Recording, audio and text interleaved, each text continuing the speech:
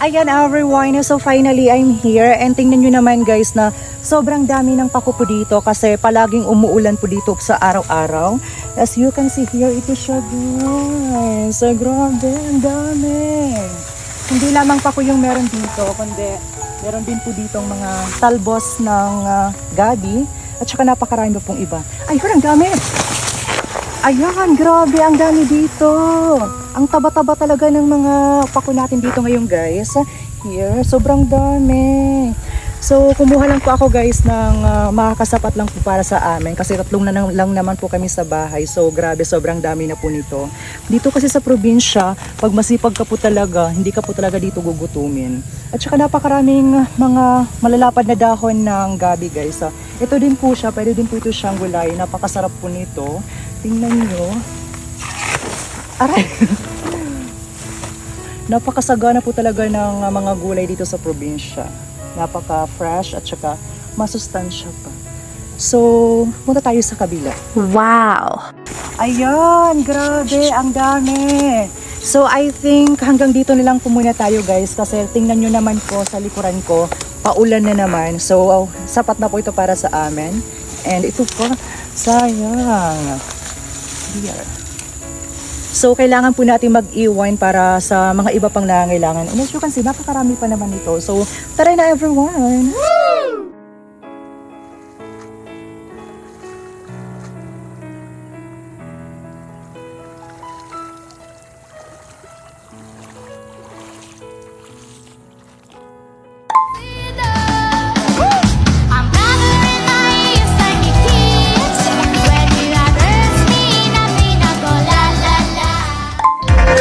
O peitinho primeiro.